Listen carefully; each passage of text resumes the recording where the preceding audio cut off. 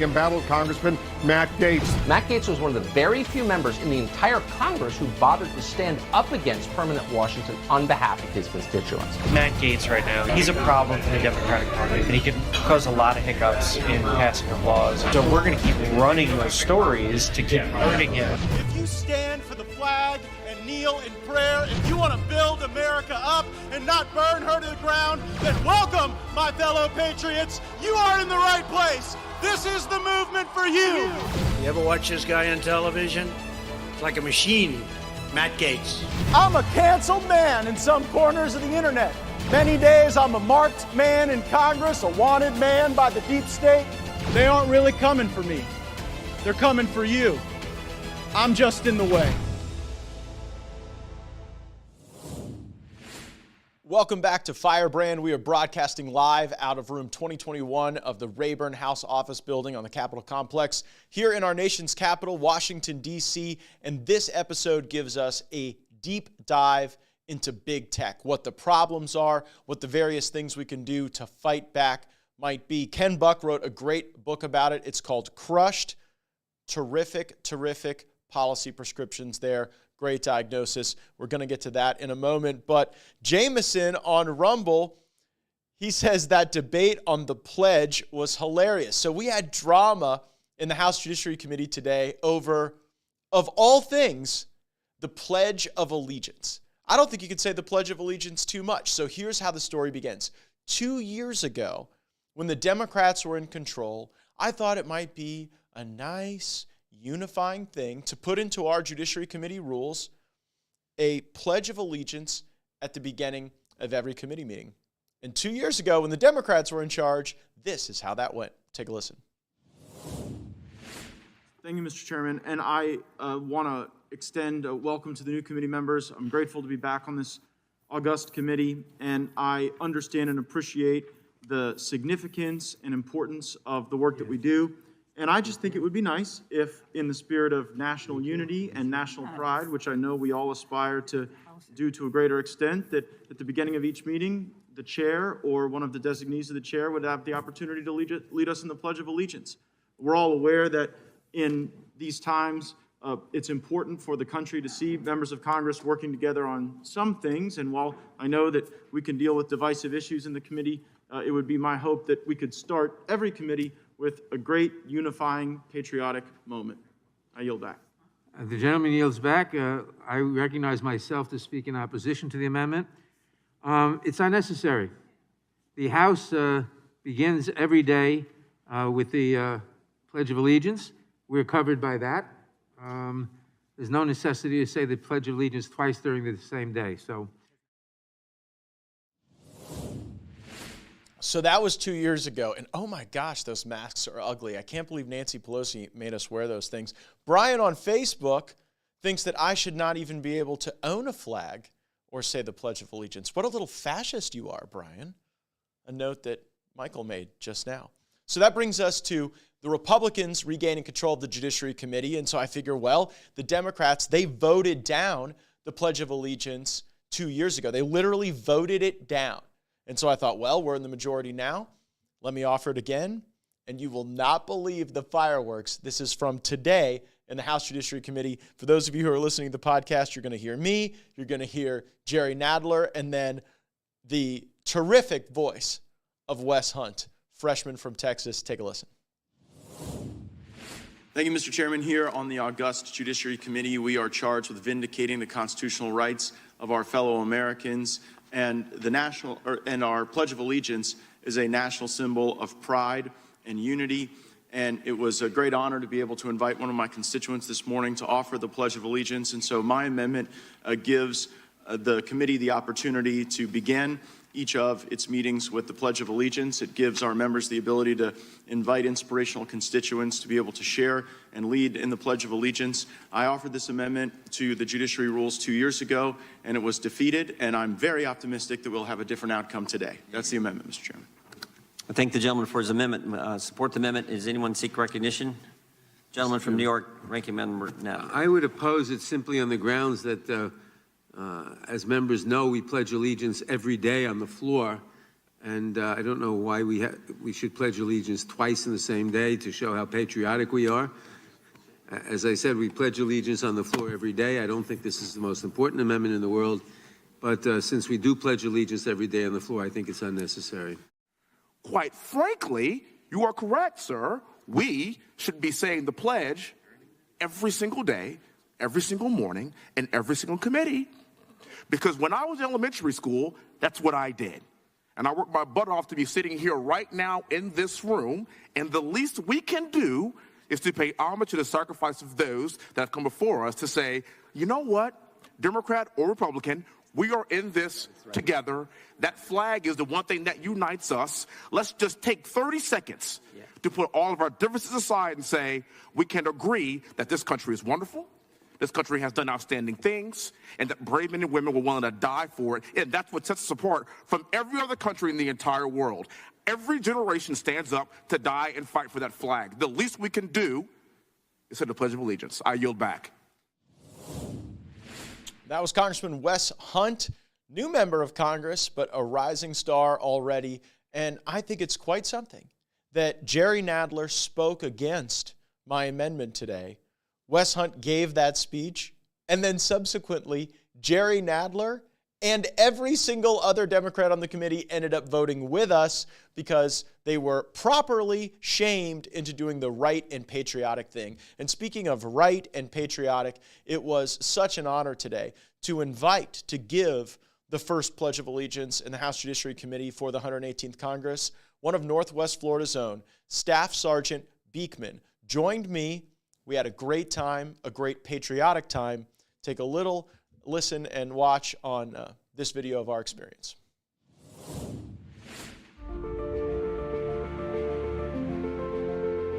It is my pleasure and distinct honor to introduce to the committee Staff Sergeant Corey Ryan Beekman, an American hero and a constituent of mine residing in Pensacola, Florida, and I request that he be permitted to lead us in the Pledge of Allegiance. Without objection. I pledge allegiance to the flag of the United States of America and to the republic for which it stands, one nation, under God, indivisible, with liberty and justice for all. Patriotism to me is summed up to one thing. It's men and women that have decided to write a check to the American people, which is redeemable up into their entire life. Just like my fellow team leader back in Iraq.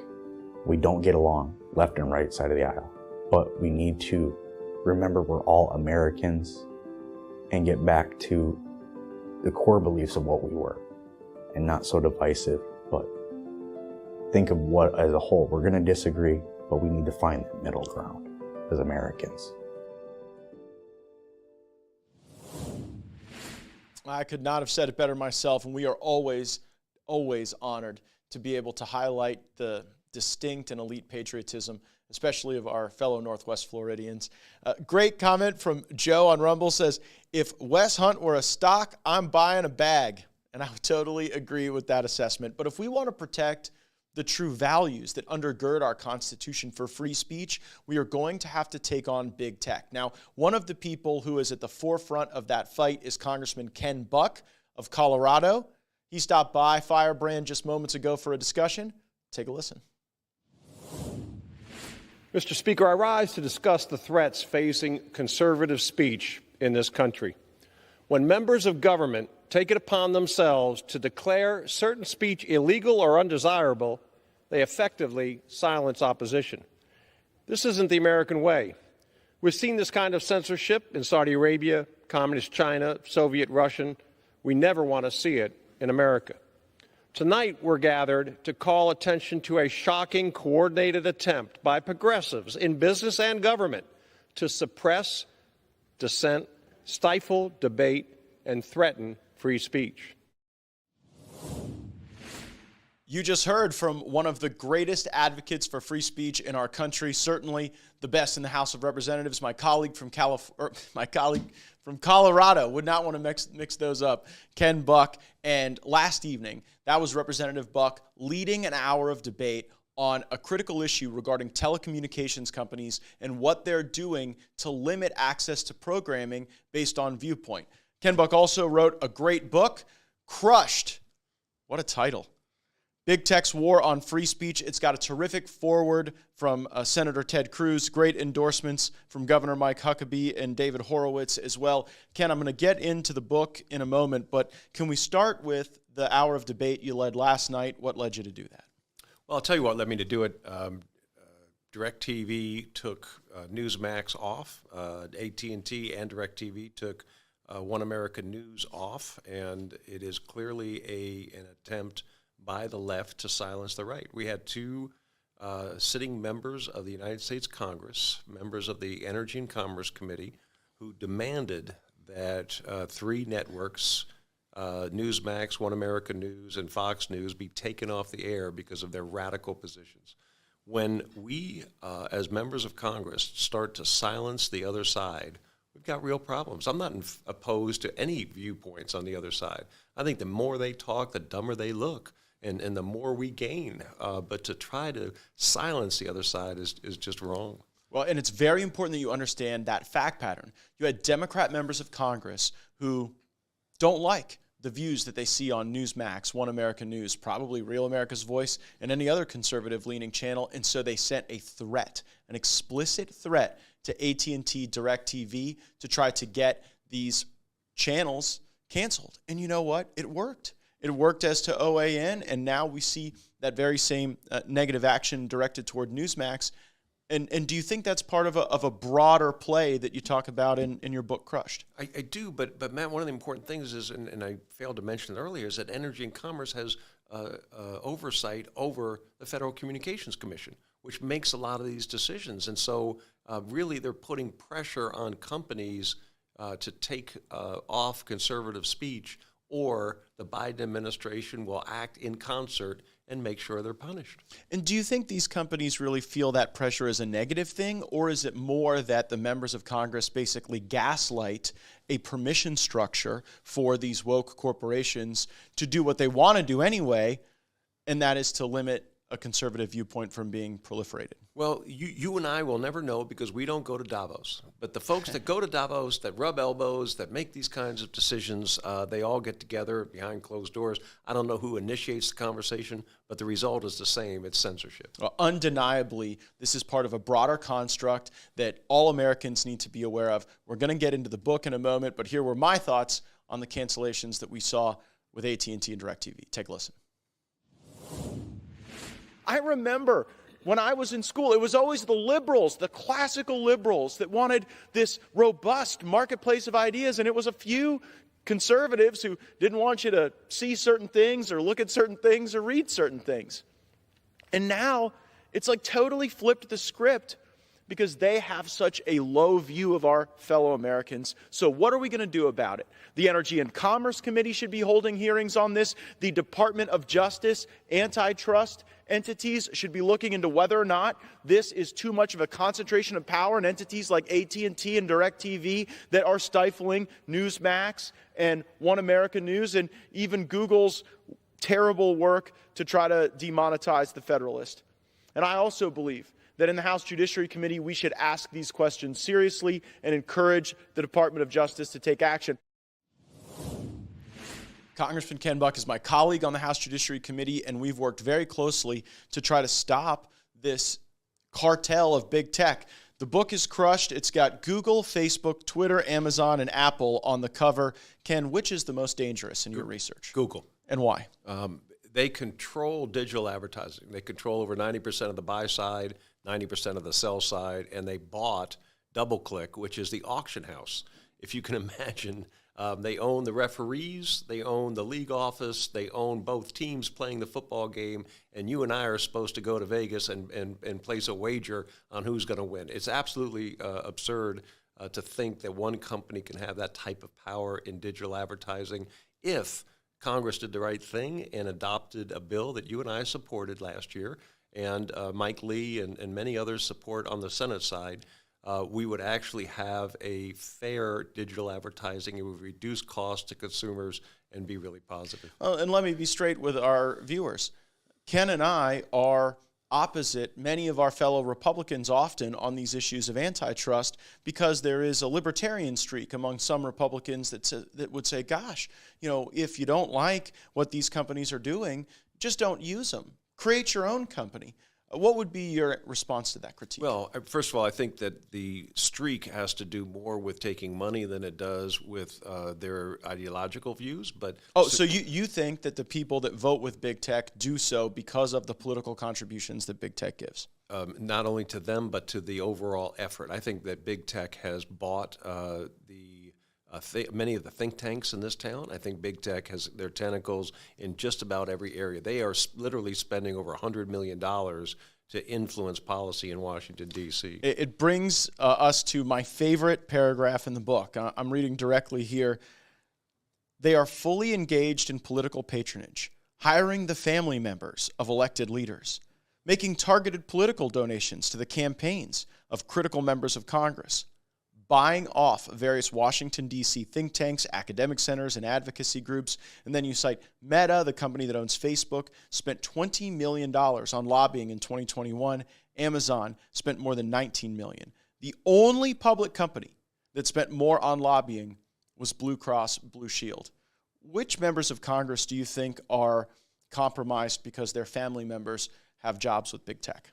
Well, I mentioned in the book that Zoe Lofgren's daughter works for, I believe it was Amazon. And Zoe Lofgren is a Democrat on the House Judiciary Committee from California. Not only is she a Democrat on the House Judiciary Committee from California, she represents Silicon Valley, but also when we had a markup on 6 antitrust bills, she offered at least one poison pill amendment for every bill that we had. She voted against every bill that we had. And she was working every single caucus on the Democrat side, trying to get them to oppose our bills. And I don't know if she still does, but even Chuck Schumer's daughter worked for Facebook. Oh, no, my friend. 2 daughters. 2? 2 daughters work for big tech. One works for Facebook, one works for Amazon.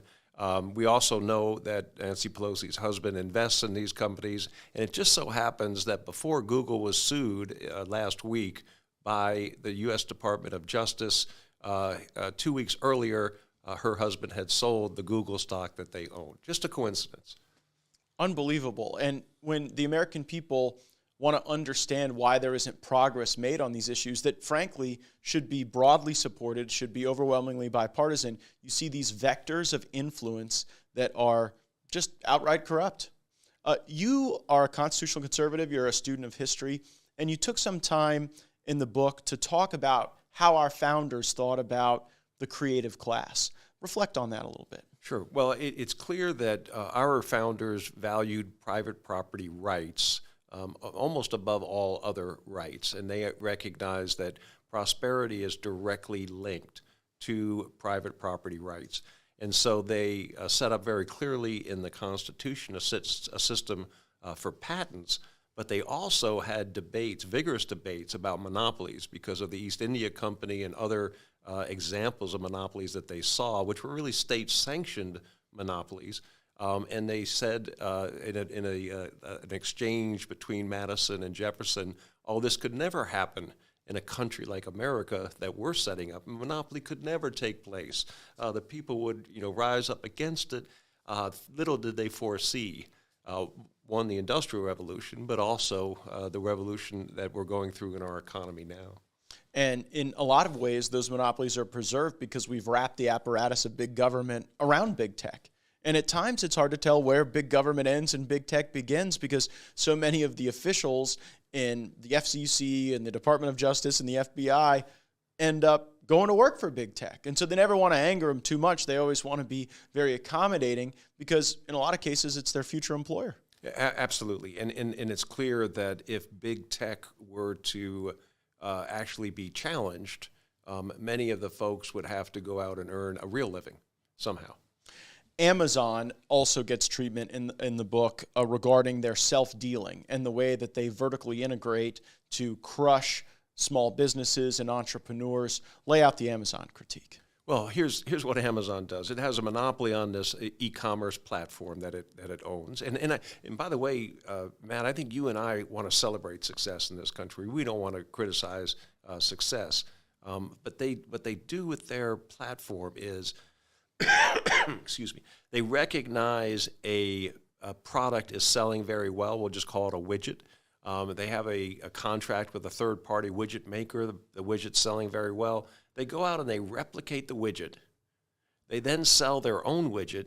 They take the third-party widget and they put it on page 3. They put their widget up on page 1. So they are using their platform in an anti-competitive way. They're using their platform to identify a successful product and then make sure that they punish the innovator of that product, punish the investors in that product, and take every last cent that they can out of the market for their own product.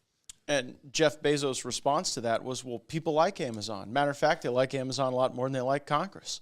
Why shouldn't we just submit to our big tech overlords? If over 80% of people are saying that they believe that Amazon would do the right thing, and certainly Congress does not reach that threshold, who are we to critique them? Well, I'll tell you who we are. We're individuals that understand that at some point China catches up. And China catches up because they have low labor rates. They have very low environmental regulations and so low energy costs. And the only way we stay ahead of China and others in the world economy is to out-innovate. And if you take the incentive to innovate away, if you take the investment in innovation away, we lose. You're very critical of Apple in the book as well. You've got all kind of interesting fruit puns. But you talk about the app marketplace. And Elon Musk has described this app marketplace that Apple controls as a functional tax on the internet, a 30% tax on all things that people are using to interface with the digital world. How should people think about the app marketplace in antitrust terms or in government power terms? Well, if you look at Spotify, Spotify is paying a 30% surcharge because Apple has a product that competes with Spotify, Apple Music, on the App Store.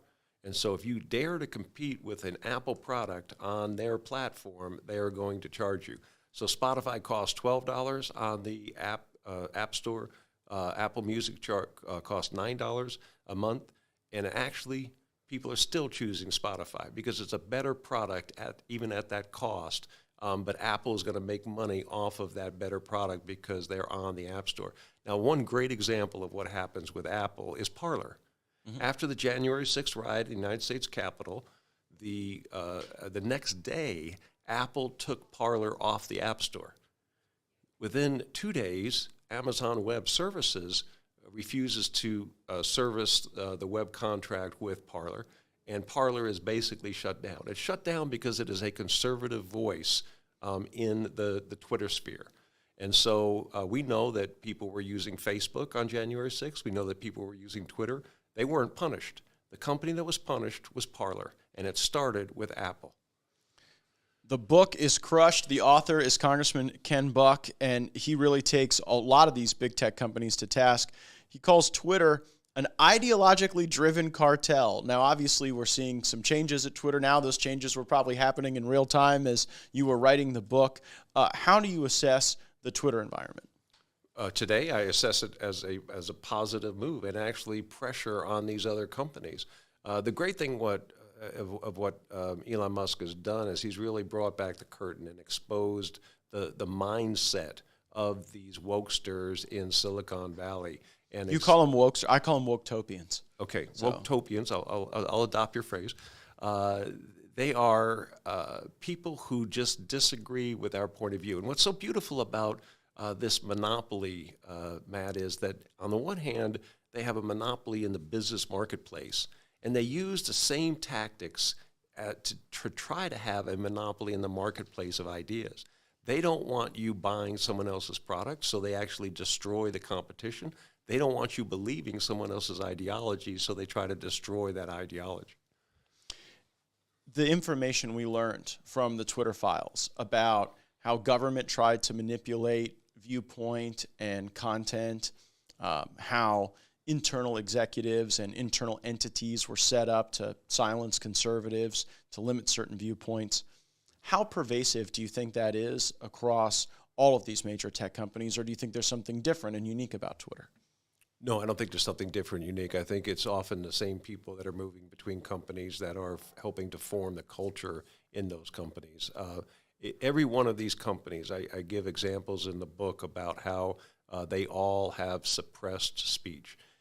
Jim Banks from Indiana criticized Time magazine for giving the Woman of the Year award to a biological male, and they took him off the platform. Now, you can agree with that, you can disagree with it, but he has the right to speak his mind, and Rand Paul was taken off the platform for questioning Dr. Fauci in a Senate hearing.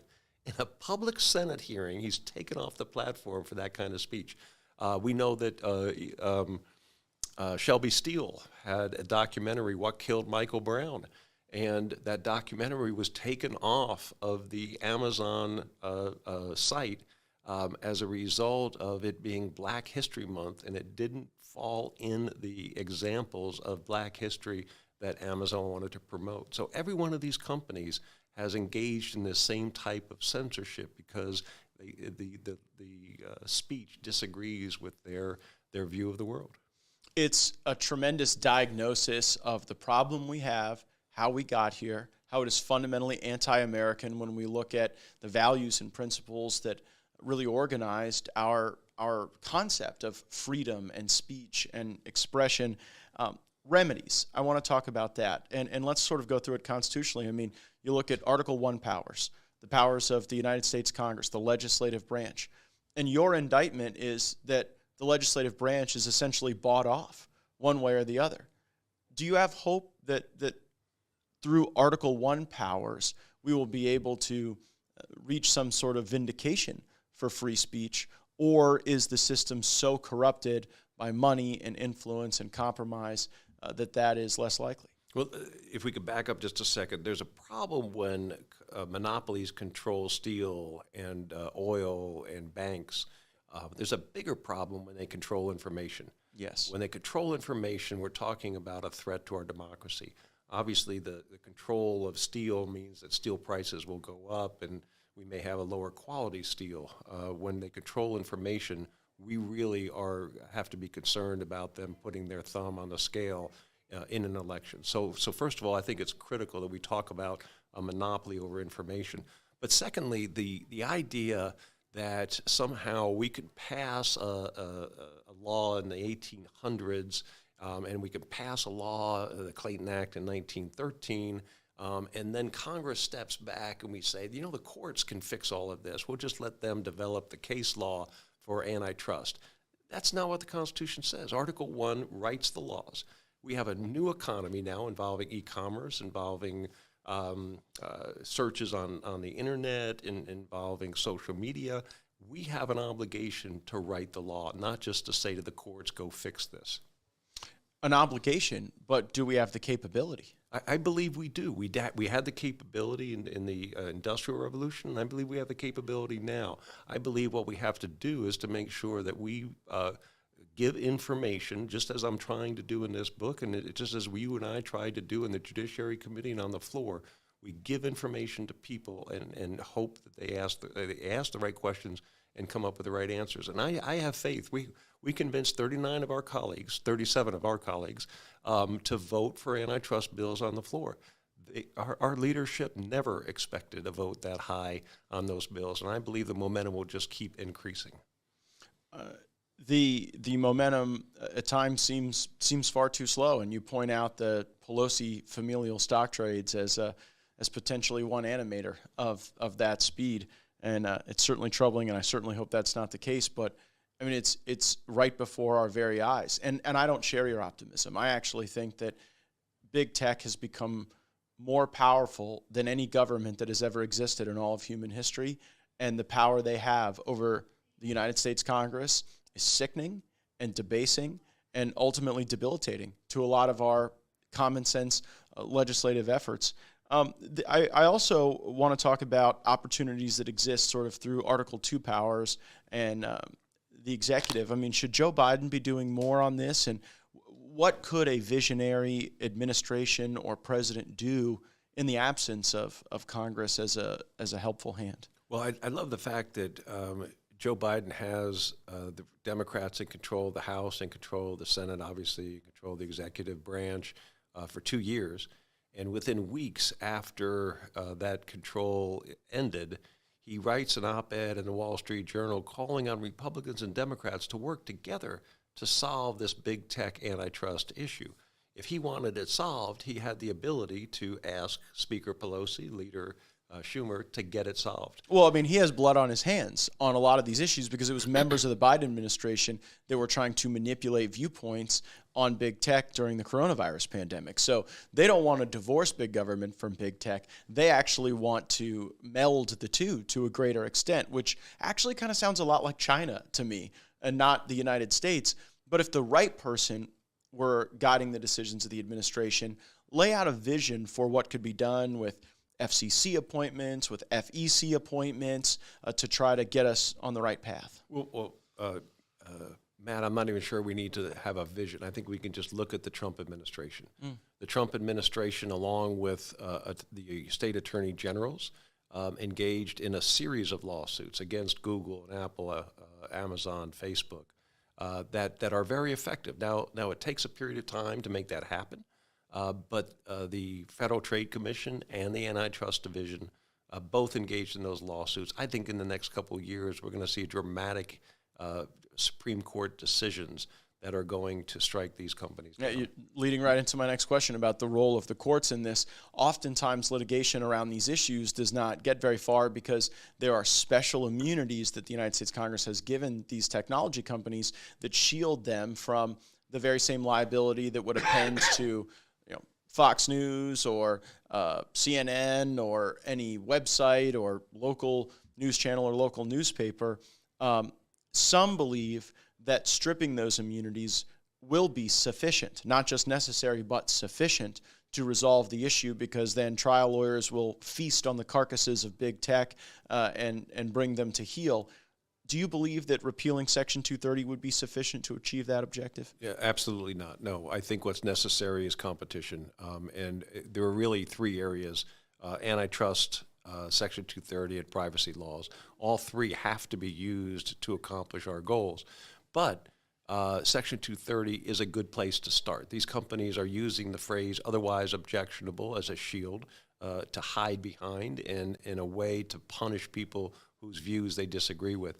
The real issue you mentioned, CNN and Fox News and others, we don't object when CNN comes up with a story with a particular viewpoint because we have Fox, we have Newsmax, we have One American News, and so many others that can offer a differing viewpoint. We don't object when the Washington Post or the New York Times has a particular viewpoint because the Wall Street Journal, the New York Post will have a different viewpoint, and in the marketplace of ideas, we'll have competition. When Google controls 94% of searches in America and changes its algorithm to punish conservatives, and specifically Donald Trump in June of 2020, and benefit Joe Biden, that hurts because we don't have competition. We don't have 5 Googles and 7 Facebooks to allow the American public, the consumer, to get information they need. Power over freedom is one of the themes we see throughout the book, and it's precisely reflected in that. And we have the power to do something about it. Now, there was legislation that was passed to deal with some of these issues. There were other bills that you and I supported that did not pass the House. So talk about the legislation that did get through the House and what effect you think that will have on the conditions you describe in Crushed. Sure. There were 3 bills that passed the House. One was a bill that allowed state attorney generals to file a lawsuit against big tech and keep that, an antitrust lawsuit against big tech, and keep that lawsuit in their home state. So what's been happening is a lot of these lawsuits are getting moved to the Northern District of California because they, quote unquote, have a special expertise in big tech. What they have is the backyard of big tech. The Northern District of California, Silicon Valley is in that district, a jury pool that works for many of these companies, drawn from that area. So home field advantage, as one might call it. I think that's an appropriate way to call it. So we passed a bill that said that if you sue somebody in Texas because they do business in Texas, that lawsuit can stay in Texas. The second bill that we passed was a bill that actually gives more resources to the Antitrust Division, and the Federal Trade Commission. And the third bill was a bill that was sort of added on to get some support in the Senate. It was a bill from Senator Hawley that basically said that if a company has a tie to Communist China, that tie has to be disclosed at the time that a merger is being reviewed. And one of the critiques that some of our colleagues make of our efforts is, well, if you don't want Amazon to be the biggest, baddest, most vertically integrated innovation quashing company on the planet Earth, do you want Alibaba to win? Do you want these Chinese companies to supplant U.S. technology?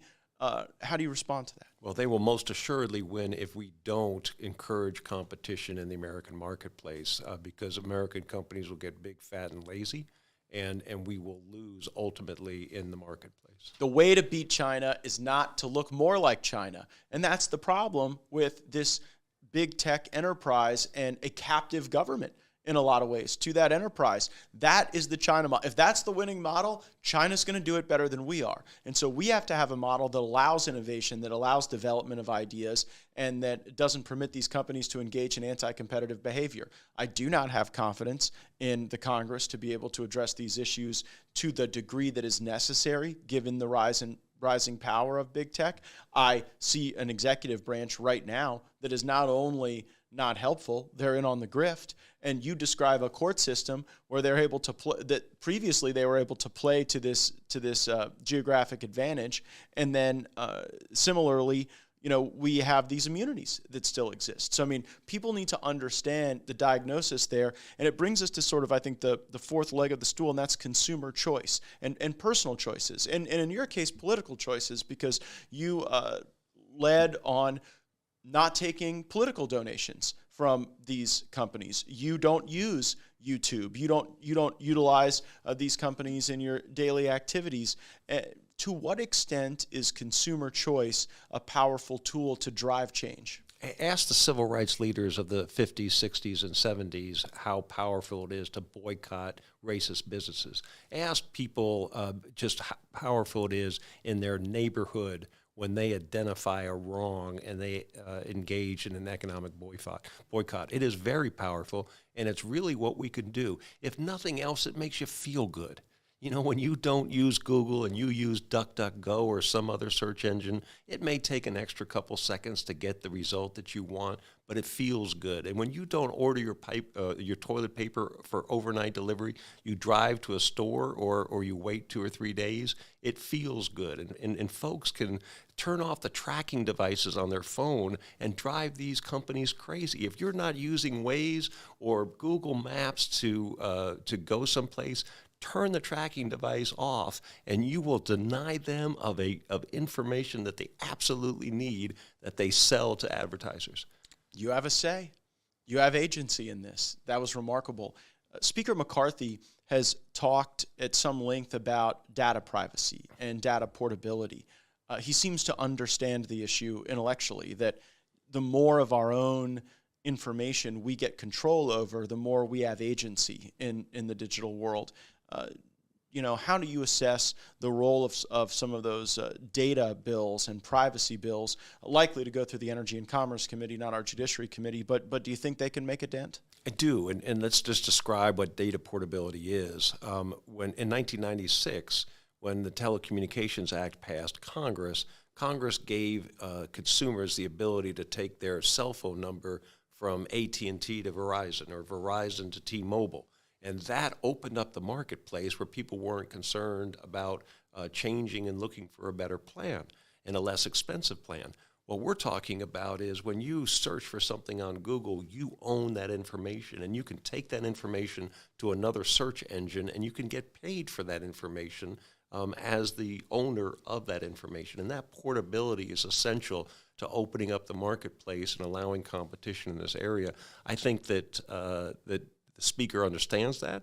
I think a lot of other Republicans understand it, and hopefully we can move some of that legislation. And from a structural standpoint, it converts the user from the product to the client. Absolutely. In a lot of ways right now, technology is cheap to access because you aren't the one being served. You are quite literally the product. Data is being extracted from you, sold elsewhere. And we've even heard liberal commentators like John Oliver talk about the importance of data privacy and limiting the extent to which all of our searches and all of our places we go for barbecue can't be just stripped and then placed into the marketplace without not only not our consent, not even our knowledge. And these executives at these companies have said publicly on the record, I can tell you what you're going to think before you even think it. That kind of arrogance is scary, but it's accurate. And we need to make sure that as consumers, we're getting a benefit for that information. So I got to know, are you selling crushed on Amazon? Absolutely. Right. So you haven't totally decamped. No. I don't use Amazon. I don't buy a single product from Amazon. But if, you're selling one. If Amazon wants to promote this book, I'm all in favor of having them promote the book and having people read about what an evil company Amazon is. Yeah, I don't know that they'll be promoting it, and I don't know that their algorithm is going to drive people to your book, but it is an interesting commentary on the market power that a company like Amazon has. I mean, if anybody writes a book, you're going to get about 75 to 85% of your sales through Amazon. That's how people purchase this type of material to learn more. So even as we're critiquing Amazon, it is hard to unwind from it. As you and I are having this discussion, it is being live streamed over many of the companies that you're dictating. And so I believe that the development of alternate pathways and tools. DuckDuckGo, we really promote Rumble as a way for folks to get video content. You almost have to stay on multiple battlefields so that the argument can hopefully get through to some extent, given the tremendous headwinds we face. Well, we can't get off the grid and try to convince a majority of Americans that we're right. And I also have an iPhone because I really don't have too much choice outside of the two major phone manufacturers to make that decision. So I think there are things that we have to do practically, but when we have a choice, we should absolutely make that choice. It's a quick read. You can knock it out on a good weekend afternoon. You're going to get history, you're going to get law, you're going to get politics, and you're going to get great information about technology and telecommunications. Ken Buck, thank you so much for writing this book, for being a warrior in the cause for free speech, and for joining me on Firebrand. Thank you, Matt.